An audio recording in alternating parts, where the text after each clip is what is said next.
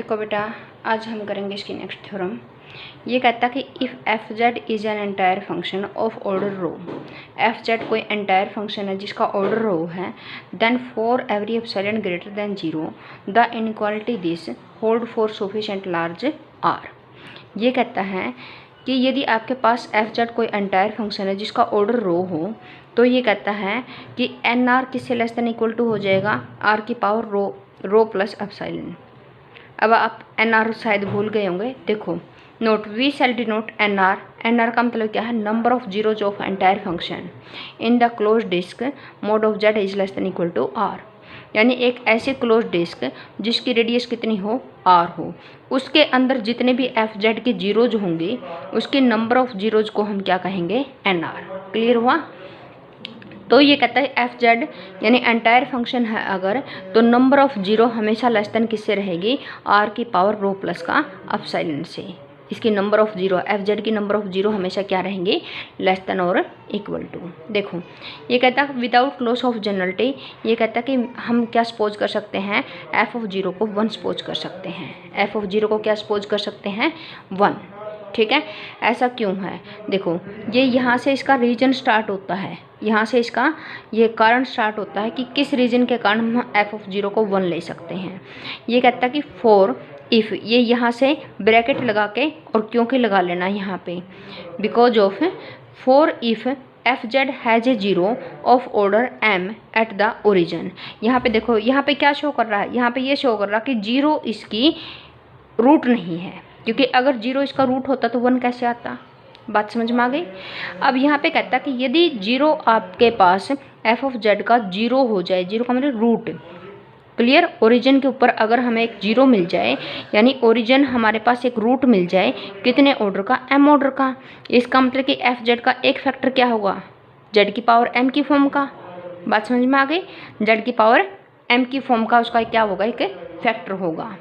और अगर हम एफ ऑफ जेड को, अगर हम बेटा एफ ऑफ जेड को जेड की पावर एम से क्या कर दें? डिवाइड कर दें। अगर हम एफ ऑफ जेड को जेड की पावर एम से डिवाइड कर दें तो जो फैक्टर इसका जेड की पावर एम था वो कैंसिल हो जाएगा। तो इसका मतलब कि अब इसका वो ओरिजिन इसकी जीरो नहीं बनेगी। फिर ये कहता है कि हम सी को एक कांस्टेंट चूज करेंगे अपने अकॉर्डिंग, कि इस टाइप का कांस्टेंट चूज करेंगे कि जी ऑफ जीरो की वैल्यू 1 बन जाए। तो इसका मतलब कि एफ जेड एंटायर था तो ये भी एंटायर होगा। तो आप किसी भी फंक्शन को एंटायर फंक्शन चूज कर सकते हो, ठीक है, जहाँ पे जी ऑफ जीरो की वैल्यू क्या आए?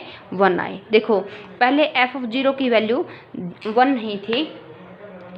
नहीं थी, लेकिन हमने क्या बना ली कि जी ऑफ जीरो की वैल्यू 1 बना ली। तो हम क्या, दिवांश नो, तो हमारे पास पहले क्या नहीं था कि मान लिया कि आपके पास एक ऐसा फंक्शन है जिसकी जीरो के ऊपर वैल्यू 1 नहीं आती, लेकिन अकॉर्डिंग टू पहले हम जेड की पावर एम से उसको डिवाइड करेंगे, फिर किसी अपने अकॉर्डिंग सी कांस्टेंट से उसको क्या करेंगे? मल्टीप्लाई करेंगे। उसके बाद हमारे पास एक जी जेड फंक्शन ऐसा आ जाएगा जिसके ऊपर जीरो के ऊपर उसकी वैल्यू कितनी होगी? 1।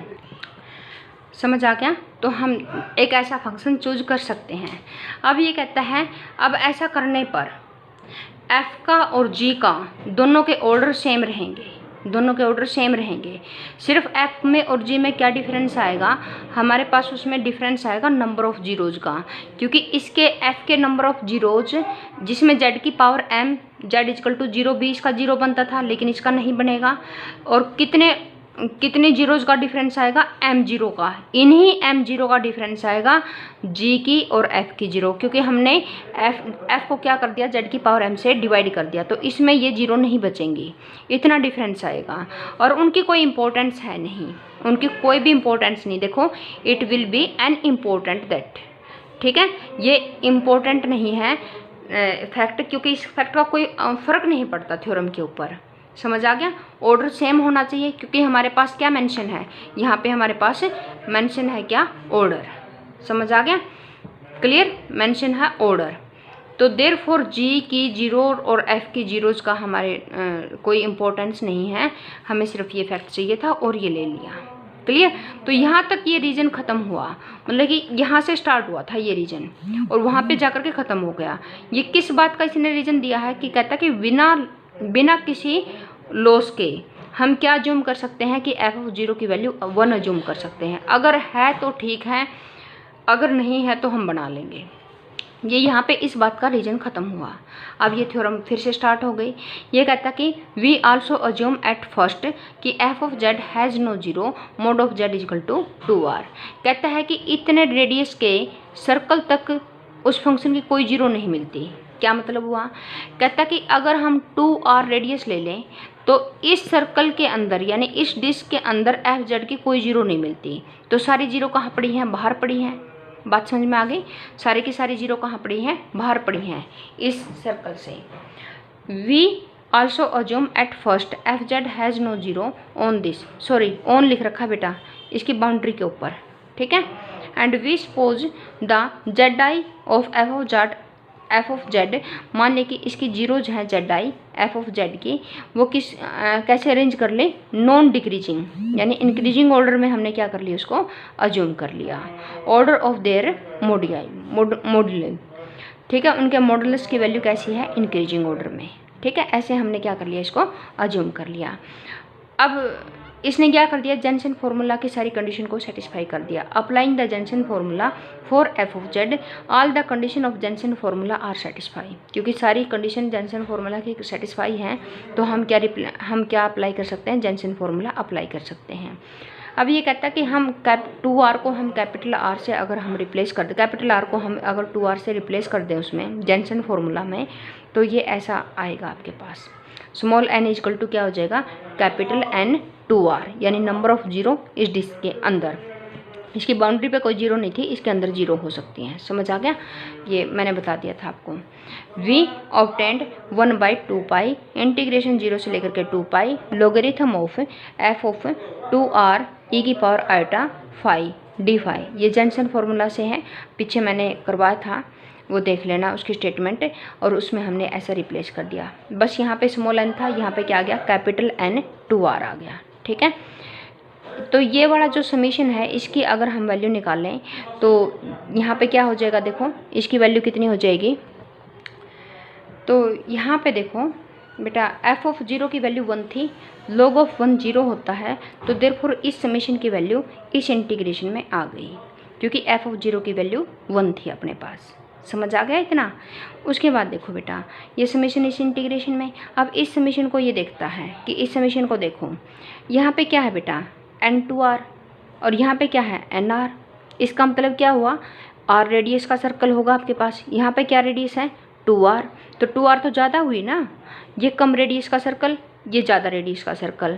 तो एक तो r रेडियस का सर्कल हो, एक कैपिटल 2r का सर्कल हो, तो इसके अंदर नंबर ऑफ़ जीरोज और एक इस पूरे के अंदर नंबर ऑफ़ जीरोज आएंगे, तो इसके अंदर नंबर ऑफ़ जीरो ज़्यादा आएंगे, इसके अंदर नंबर ऑफ़ जीरो कम आएंगे। तो देयरफॉर ये नंबर क्या हुआ? बड़ा हुआ। ये क्या हुआ? छोटा हुआ। तो इसका मतलब कि ये समीशन बड़ा है, ये समीशन छोटा है, इसमें टर्म में कम है, इसमें टर्म में ज़्यादा है। बात समझ में आ गई? अब ये क्या कहता है? अब ये कहता है देखो यहाँ से बिकॉज ऑफ इस समीशन को खोलता है। ये इस समीशन को कैसे खोल सकता है? लॉग ऑफ 2 को तो अलग कर लिया और log of r by mod of Z I इसको अलग कर लिया। क्लियर हुआ? समझ आ गया? अब ये जो प्लस में समीशन आए, 2 समीशन आ गए। अब एक समीशन को तो इसने क्या कर दिया? छोड़ दिया, एक समीशन को ले लिया।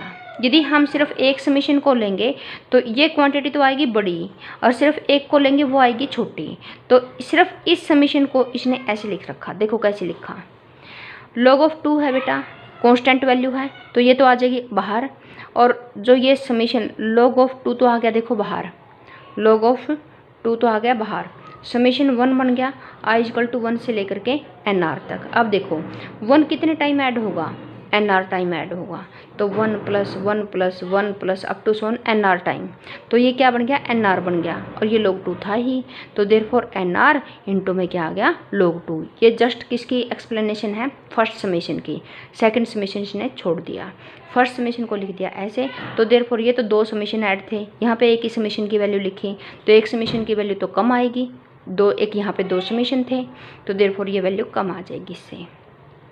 अब देखो ध्यान से, यहाँ से फिर इसने राइट साइड उठाई, यहाँ से इसने राइट साइड उठाई, इसको सेटिस्फाई, इसको सोल्व करता है ये 1/2 पाई इंटीग्रेशन 0 से लेकर के 2 pi logarithm of this as it is. यहाँ इसमें इसमें क्या डिफरेंस है, ये है एक जर्नल वैल्यू, किसी भी पॉइंट के ऊपर यह है जर्नल वैल्यू और ये है इसका मैक्सिमम वैल्यू, तो maximum value always greater than equal to आएगी। बात समझ में आ गई, क्लियर। अब देखो ध्यान से, ये लेफ्ट हैंड साइड सेम थी, यहाँ पे देखो ये दोनों इक्वल थी, तो इसका मतलब कि ये इक्वल है, लेकिन इसका ये वाली साइड है जो, इससे छोटा कौन हुआ, इससे छोटा हुआ NR और इनटू में log ऑफ 2। देखो NR log ऑफ 2 इससे छोटा हुआ, और इससे बड़ा कौन हुआ, इससे बड़ा कौन हुआ बेटा यहाँ पे 1/2 पाई इंटीग्रेशन 0 से लेकर के 2 पाई लोगरिथम ऑफ M2R। यहाँ तक समझ में आ गया। ये क्वांटिटी इससे छोटी और ये क्वांटिटी इससे बड़ी, ठीक है।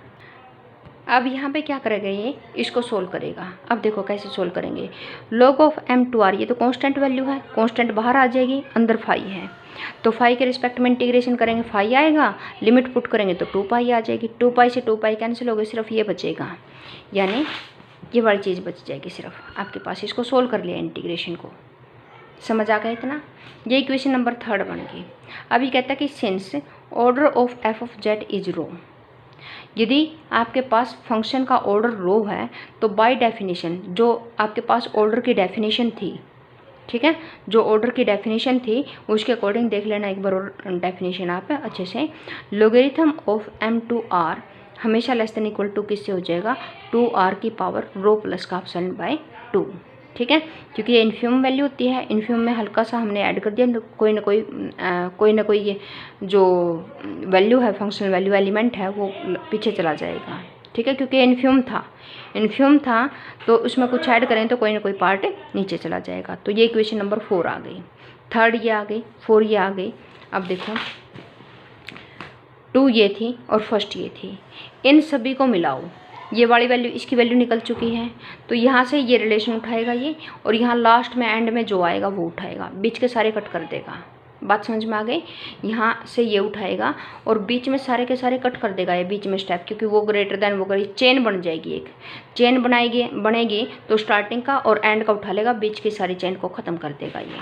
तो देयरफॉर एक स्टार्टिंग का ये आया था और एंड का देखो ये आया, क्योंकि यहाँ तक पहुँच गए थे, ये इससे भी बड़ा आ गया, तो देयरफॉर बीच की सारी टर्म में ख़त्म कर दी हमने, एक स्टार्टिंग के ले ली और एक एंड के ले ली। क्लियर होगी इतनी बात। अब NR log ऑफ 2 इसके नीचे चला गया, और ये कहता है कि ये हमेशा लेस देन किससे होगा, R की पावर रो प्लस अपसाइलेंट से। ऐसा क्यों होगा, क्योंकि R है जो वो कैसा नंबर है, वेरी लार्ज नंबर है, रेडियस है वो काफ़ी लार्ज नंबर है, तो यदि लार्ज नंबर है तो डिनोमिनेटर बड़ा होगा, यहाँ से डिनोमिनेटर बड़ा हो जाएगा, न्यूमरेटर छोटा हो जाएगा, डिनोमिनेटर बड़ा न्यूमरेटर छोटा, तो this is always less than equal to 1। Clear. तो ये वैल्यू 1 से छोटी हो गई, ये वाली वैल्यू अगर 1 से छोटी हो गई तो इसका मतलब कि R की पावर रो प्लस का अपसाइलेंट से ये वैल्यू क्या हो गई, लेस देन हो गई। ये इक्वेशन नंबर 5 थी, और यही तो आपने प्रूव करना था, देखो ध्यान से, यही आपने प्रूव करना था। ओके, समझ आ गया।